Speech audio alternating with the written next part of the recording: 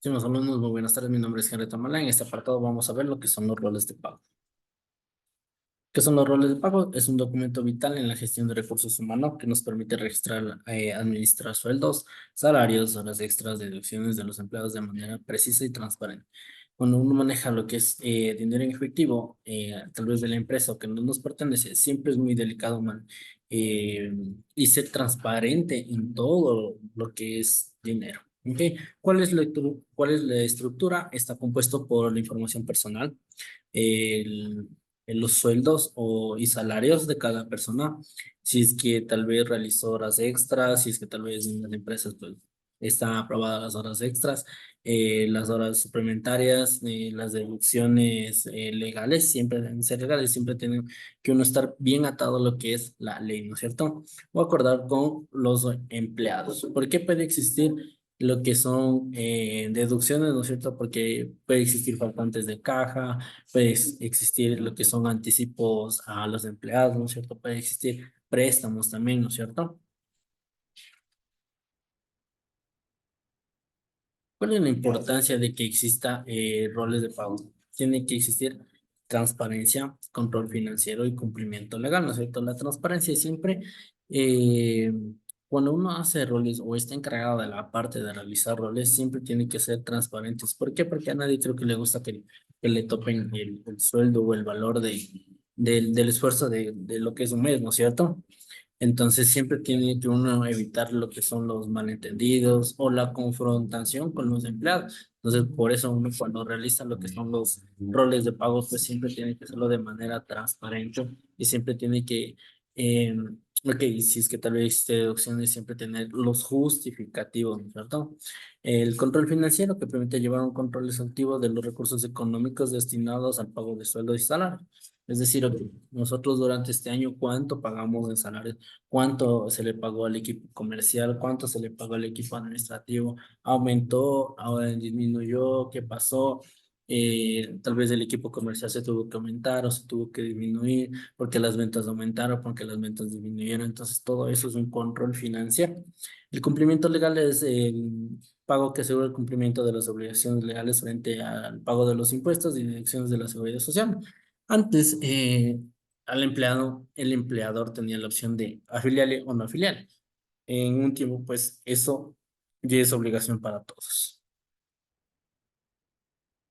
Aquí tenemos lo que es el término de sueldo y salario, ¿no es cierto? El salario es un pago fijo que se acuerda en términos de una cantidad específica de dinero por un periodo determinado. Generalmente es una forma de pago mensual o quincenal. Por lo general, los empleados asalariados reciben la misma cantidad de dinero por su trabajo, independientemente de las horas que trabajan, ¿no es cierto? Su salario en base al acuerdo previo no varía según el tiempo de trabajo real. Los salarios a menudo son para empleados que desempeñan funciones de gestión o empleados que tienen una relación laboral continua con la empresa. ¿No es cierto? Los salarios son cuando están bajo la dependencia de lo que es el empleador, ¿no es cierto? El sueldo se refiere a una compensación que se paga en función del tiempo trabajado y se calcula por hora, día a día, semana, cualquier unidad de tiempo más corta que mes. Los empleados que reciben el sueldo generalmente tienen una compensación variable según las horas que trabajan. Si trabajan más horas, pues ganan más dinero. Si trabajan menos, ganan menos. El sueldo son comunes en trabajadores por horas, empleados temporales, empleados que tienen horarios en trabajos variables. Aquí tenemos lo que es un ejemplo de un rol individual, ¿no es cierto? Aquí va, por ejemplo, el, el rol. No existe un formato tal vez estándar, porque en algunas empresas, pues, el sistema mismo es el que imprime, en algunas empresas lo hacen en Excel, en otras empresas, pues, lo imprimen en las matriciales, bueno. Hay un sinnúmero de formas, pero no existe un rol tal vez que sea como un modelo. ¿Ok? Aquí les presento un rol que tal vez algún rato pues yo lo manejé, que es el logo de la empresa, venía el nombre, el cargo, el mes, ¿no es cierto? El mes es importante porque debemos de saber qué mes estamos pagando. El sueldo, el que es acordado tal vez con el empleado, si existió horas extras, si es que no, y el total de ingresos. El ingreso siempre va a haber lo que es el aporte el aporte personal, ¿no es cierto? Que es el 9,45, que ese se le descuenta del sueldo, ¿no es cierto? Va a ver si es que existe anticipo, si es que existe otros descuentos y el total de egreso. Y el total a recibir, que es la diferencia entre mi total ingreso y mi total egreso. El elaborado por es la persona que lo elabora y cuando pues pasa por el empleado, pues se le hace firmar su rol de cada mes. ¿Sí?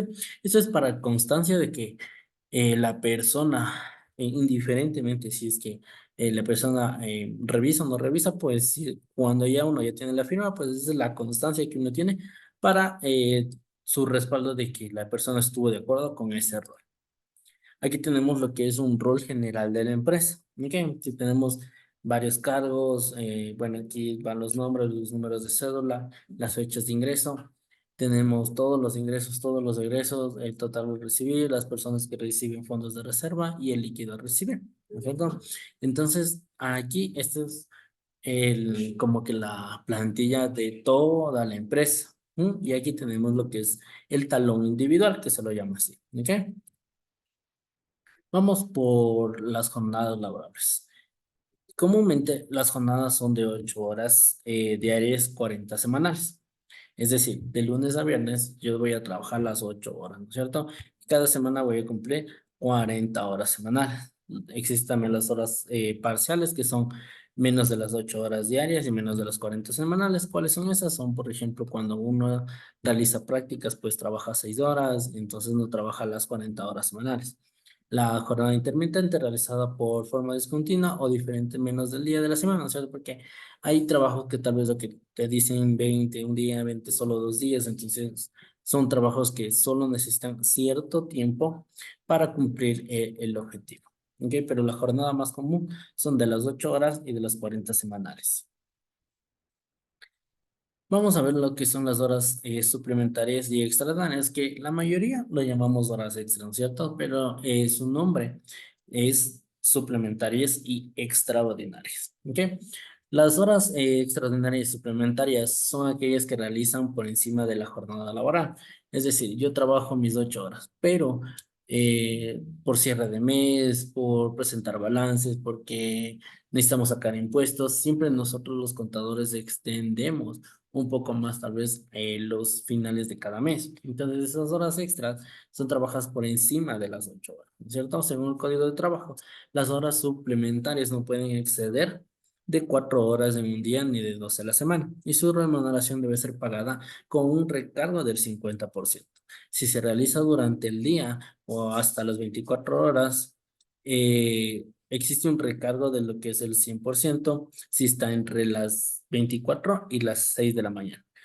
Por otro lado, las horas extraordinarias son aquellas que se desempeñan fuera de la jornada laboral establecida en el contrato de trabajo y su remuneración se debe ser pagada con un recargo del 100%. Cuando, por ejemplo, mi jornada es de lunes a viernes y me toca trabajar, no sé, un sábado, me toca trabajar otra vez un domingo, porque en estas épocas estamos en temporada navideña y toca extenderse, entonces esas horas que yo trabajo me las deben de pagar con un recargo del 100%, es decir, del doble del que vale mi hora.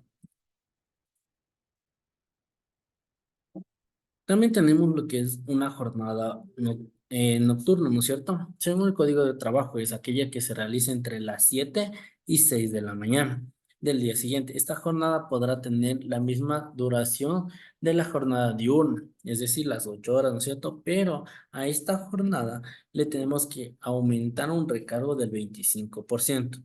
¿Ok?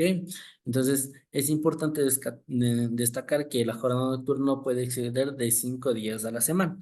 ¿Por qué? Porque el tiempo es bastante complicado tal vez por la noche, porque por la noche ya en las madrugadas tal vez ya uno, el cuerpo mismo le, le vence el sueño, ¿no es cierto? Entonces, siempre en la jornada nocturna tenemos que aplicar lo que es el recargo del 25%. Y adicional, por ejemplo, si pasa más de las 8 horas, pues se debe de aplicar las horas suplementarias o bien ya sean las horas extraordinarias.